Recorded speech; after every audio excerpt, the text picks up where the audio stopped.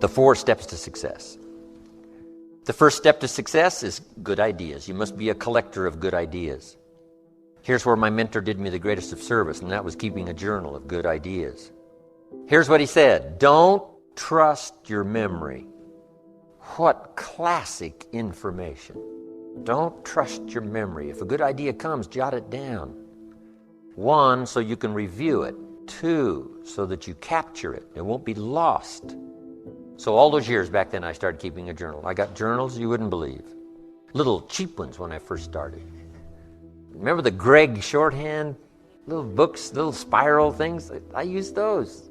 You say, you must be broke. Yes, I wasn't doing very well, so it cost, I don't know, a quarter or something back then. Now my journals are expensive. This one cost $42. And I wished it would have cost more, because I'm doing really well. My journals. But if you look at all my journals, you can tell how my life was going. Say he was poor here, and it looks like he was rich here, and then he was broke again, and now it looks like he's rich again for sure. But here's the key. Something to pass on to the next generation. The collection of ideas that made you healthy. The collection of ideas that turned your life around. The collection of ideas that caused you to learn extra skills and got the extra income. The wise use of your resources, the ideas you found on how to do that. Think of passing this on now to the next generation and the next generation. This is so valuable, but mostly now primarily for your own study. So you can go back over what you've collected. And in a now different place, same ideas, but now that you're in a different place, you'll see it in a whole new light on how it will help change your business, help change your career, your future, relationships, and all the rest. Keeping a journal, right?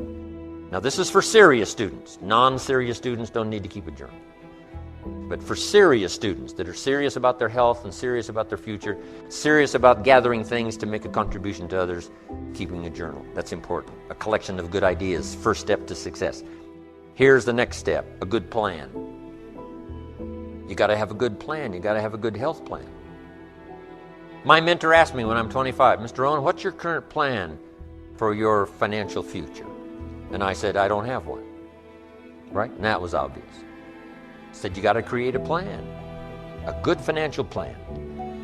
If we finished this seminar tomorrow and you lingered a while and gave me the details of your current financial plan for the future, would I get so excited about it, I'd go across the country and lecture on it. You say, no, Mr. Owen, you probably wouldn't want to lecture on my plan. My next question would be what? Why not? Have you reached this point in your life's maturity and you don't have a plan that's got you up early and keeping you up late that you're excited about unfolding? Here's one of the first things you must do if you're a parent. Build a financial wall around your family nothing can get through.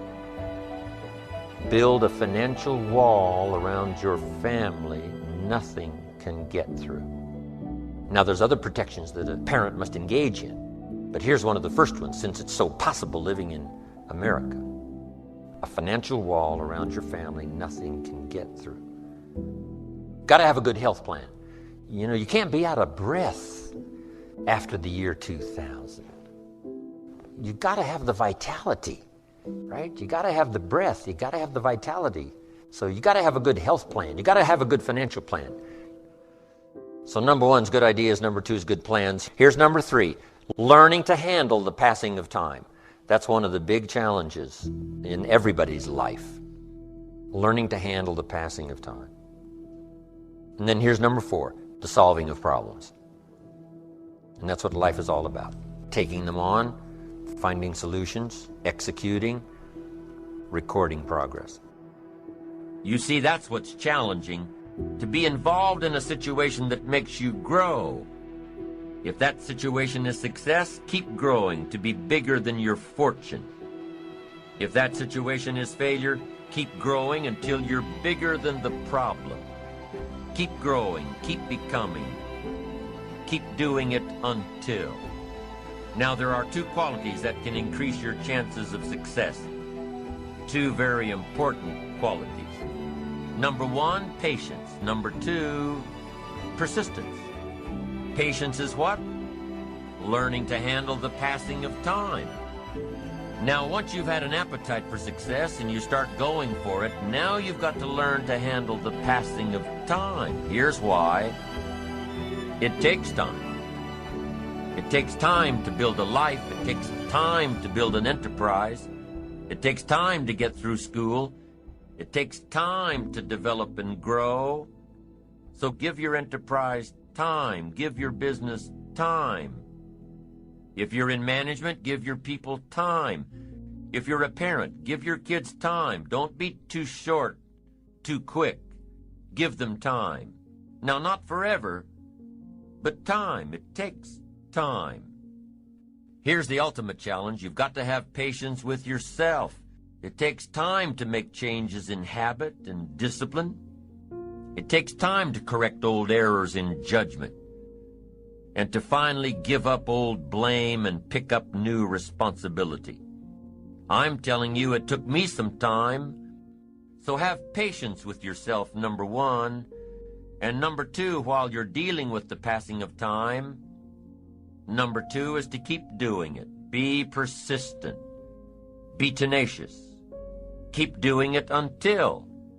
As long as you are patient and persistent, it's hard to elude success. As long as you maintain patience and persistence, tenacity, there's only one person, just one person, that will draw the line between success and failure. And that person is you. So be patient. Be persistent. You need both patience and persistence together. And here's why. Lack of patience is probably the worst enemy of ambition. While your ambition keeps growing, keeps moving, keeps looking for new ways to succeed, impatience tends to grow frustrated. Impatience won't allow for persistence. Impatience wants to give up. Impatience calls discouragement failure. But your ambition won't let you give up so easily, not if you're persistent. What others may call failure, ambition calls a learning opportunity, a chance to make adjustments along the charted course to success. Ambition knows that the longer the achievement is in coming, the more valued it is. So let me give you a few aspects of patience. There are 6 aspects of patience, and here's number 1. Knowing when an opportunity is right and when more preparation is needed. Let's say you're opening up a restaurant specializing in fresh seafood. You're all excited to get going, get the money coming in instead of it all going out. You're all excited. So because you're all excited, you want to open early. Your impatience gets the best of you. And so you do, open before your scheduled grand opening. Customers start coming in. They're all excited about this new great restaurant. And everybody wants some fresh seafood. They're all ordering fresh seafood from the menu. But now you panic. You haven't got any. You're not ready.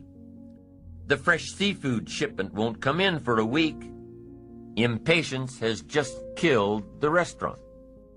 Your impatience just lost you credibility in the marketplace.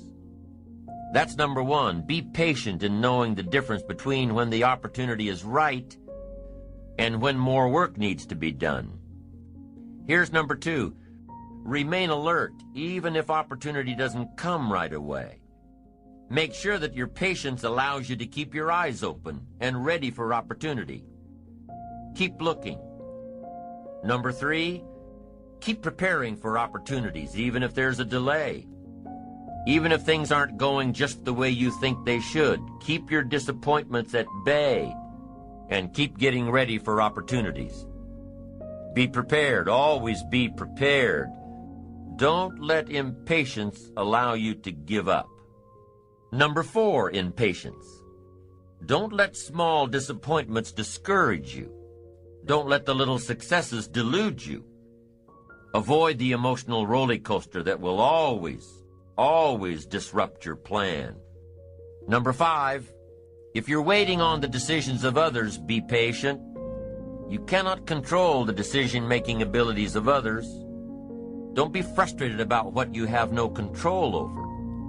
And number 6, take a vacation from your ambition.